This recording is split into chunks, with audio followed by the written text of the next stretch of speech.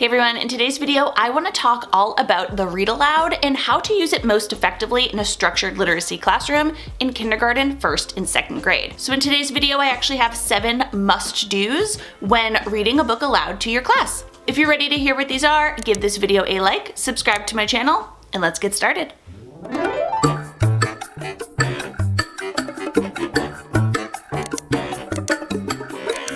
Alright, when we're thinking about a structured literacy classroom and what the read aloud might look like, where it kind of fits in, I always like to refer to Scarboroughs Rope. When looking at the rope, we can see there's been a heavy emphasis on the word recognition part, on phonological awareness, decoding, and sight recognition. But we as teachers know that we also need to include the language comprehension piece. And in fact, we need to have both because without both, we won't have skilled reading or sound comprehension of what we are actually reading. In the K-2 classroom, there is of course a heavy emphasis on this word recognition part as we are teaching students to be able to decode and understand the words that they read, but we also need to focus in on this top part. We need to introduce background knowledge, vocabulary, we have to teach language structure, verbal reasoning, and literacy knowledge for students to have sound language comprehension as well. And your read aloud that you should be doing in the classroom each and every day is really the perfect place to kind of touch upon each of those skills. Now, a few years back, I watched Anita Archer, and she did a presentation on language comprehension and reading comprehension and what that might look like in the classroom. And she shared a quote that really stuck out to me, and it was that comprehension is an outcome, not a strategy. And over the past few years, there's been a lot of discussion around teaching those comprehension strategies in isolation and how we want to kind of avoid that. And along with that, she also shared 4 things students should be able to do to kind of get that outcome of comprehension. Here's what she stated. She said that number 1, students should be able to read words accurately and fluently. So of course, this is where we really need to teach our students how to decode, because if they cannot read the words, they cannot understand what they're saying. Number 2, as she said, students need to understand the meanings of words. They need to understand the vocabulary that's presented in a text to know what it means. Number 3, students need to have adequate background knowledge of the topic. And number 4, students need to focus on critical content. And the critical content piece is essentially like trying to find the main idea and the details of a text instead of all the extra stuff. Can they understand the gist of what they're reading? And that critical content piece is essentially, can students identify the main idea of this text? And if not, what type of, text structures do they need to look at and understand to be able to do that? So keeping those 4 things in mind, we're going to take out number 1 because that is largely phonics related. We want our students to be able to decode words, teach them multisyllabic words. That's going to happen at a different time than our read aloud. So during our read aloud, we're going to focus on those last 3 components of sound reading comprehension. And to help your students with that, I have 7 must-dos for your read aloud.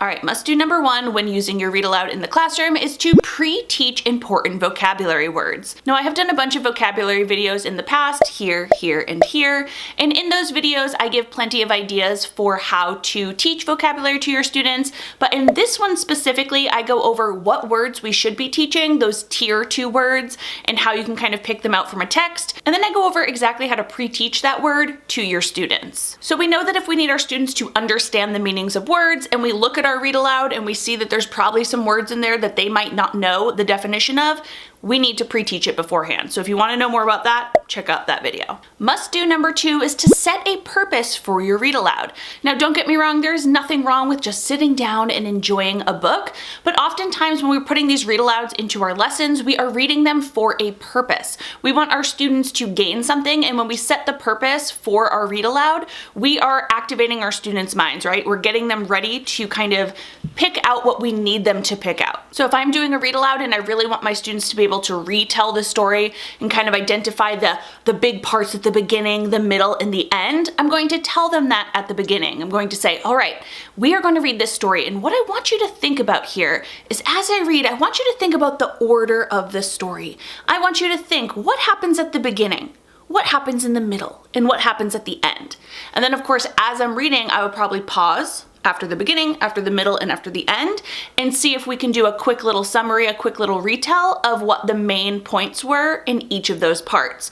But I'm gonna tell my students that beforehand. Must do number 3 is to balance our fiction and nonfiction read-alouds. Now, I am definitely guilty of this. I can say that most of the read-alouds I would always read in a classroom were fiction books instead of nonfiction, because I just found that I was constantly thinking about characters and setting and a lot of those story elements. I was tying in lots of social emotional learning things, but I wasn't making sure that I was really trying to purposefully add more nonfiction texts into our read-alouds. So whether you plan out all your read-alouds from the beginning of the year ahead of time, or you go week by week, just make sure you're being mindful of checking in and asking yourself, okay, how many nonfiction texts do I have in here? Where can I sprinkle some in that maybe align to other things we're learning or are seasonal? Anything like that, you just want to be mindful of it. The 4th must do for your read aloud is to prepare your questions beforehand. Now, I think most teachers already do this. I know plenty of us have, sticky notes that they put in the story because they want to remember to teach a certain thing, or maybe there's an important vocabulary word in there or something that's related to our purpose for reading this text. So we do want to make sure that we actually read the text first and pick out those purposeful questions. Now, we do want to think about the types of questions we ask, right? We want to make sure we're picking some lower order questions, some higher order questions, and thinking about Bloom's taxonomy. But along those lines, I read something recently from Tim Shanahan that made me kind of think, and it was that there's no certain number of questions or types of, depths of knowledge questions that you need to ask in any certain text. Meaning, ahead of a text, you shouldn't just, open up Bloom's taxonomy and say, all right, I'm gonna make sure I ask 6 questions and they're gonna be 1 from each category. While that is something that I've definitely done in the past because I thought that made the most sense, what Tim Shanahan is basically saying is that it really depends on the text, and that makes more sense to me. You really have to look at the text you're reading, the purpose for why you're reading it, and what you want your students to get out of it, because we know we could read a story, 3 or 4 times and teach something different each time we read the same story. So we want to think, what is our purpose? What is the exact text we're reading? And that is going to help us choose our questions. So while we do want some higher order and some lower order questions, there's no specific formula per se. Now, I have actually gone ahead and done this for about 72 different books. Way back in 2015, I think it was, I created this product right here. It is my interactive read aloud unit for the entire year. And I basically share inside what an interactive read aloud is. I have a scope and sequence of about 4 to 6 different stories that I would read each month. Based on the skill we were kind of learning. So we start in August with illustrations in the text. In September, we talk about characters. We go on to setting and story elements. So we kind of had a theme each month. And then I picked out some of my favorite stories to really teach that exact skill. Again, setting the purpose for that text. Here we have Enemy Pie is great for problem and solution, but of course Enemy Pie is great for many different skills. But again, I chose it for that exact purpose. And then for each and every story in this unit, I have a 1-page read aloud. So it's kind of a 1-page cheat sheet where you have some terms to define before you dive into a story. You have a little preview you can read your students. And then we have the stopping points and interaction cues. So these are the page numbers and when I would go ahead and stop the story and ask a certain type of question. And when I designed these questions, I made sure to think about the types of questions I was asking. So we have some lower level questions, some higher level questions, and I also have some examples of how I would model answering some of these. That is a unit I absolutely love, and I'm actually in the process of making a version 2. Again, that was done in 2015, so a lot of the books there are older, and just in the past, 8 years, there have been so many other great read alouds that I want to include. So I'm about to make version number 2. I will link that down in the description in case you want to check it out. All right, must do number 5 when doing a read aloud for your classroom is to focus on the critical content. Now, that was one of the things Anita Archer mentioned in the story, and that kind of relates back to number 4 that I just said about preparing your questions beforehand. But you really want to read your story beforehand and choose the critical content that your students will need to know. So not only, what's the main idea, what's the theme of this passage, what do I want my students to understand, but also you want to ask yourself, what story structures, what sentence structures, what types of things might trip students up from them being able to decipher that critical content. When teaching reading comprehension, our goal is always not for our students to remember every tiny little thing word for word that they read.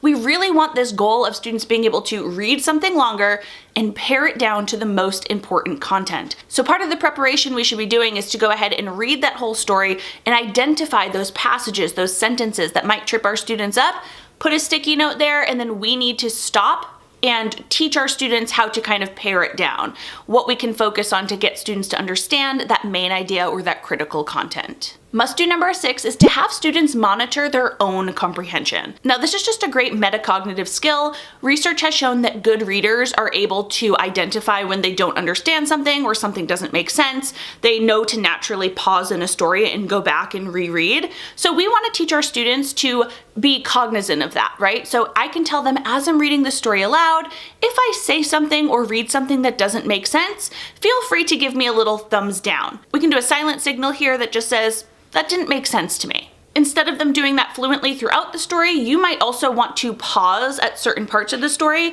and just ask students, does this make sense so far? Is there anything in this story that's confusing to you? And again, you can use a little silent thumbs up or a thumbs down for students to tell you how they're doing. Not only is this tool great for you as the teacher to see, oh, this is where my students are getting confused, because sometimes even if you really prepare and you read the story yourself over and over and you identify where you think your students will get tripped up, sometimes they might get tripped up somewhere else and you're like, oh, I wasn't expecting that, okay?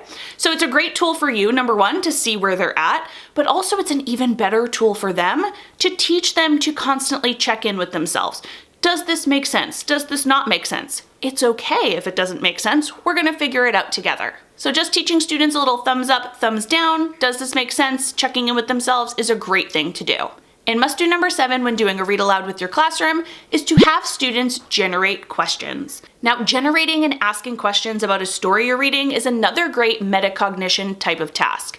We want our students to be thinking, if something doesn't make sense and I have a question around it, what's a question I could ask? Or, oh, that was a really cool fact, but it made me think of something else.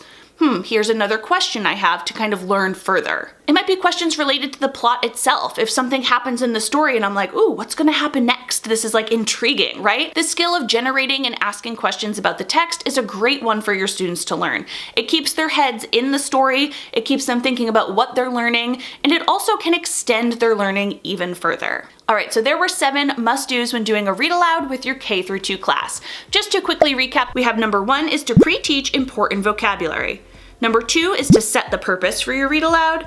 Number 3 is to balance fiction and nonfiction books. Number 4 is to prepare your questions beforehand. Number 5 is to focus on critical content for each story. Number 6 is to teach students to monitor their comprehension. And number 7 is to have students generate their own questions. Now, you may very well do all of these things already, and if so, awesome job, keep up the good work.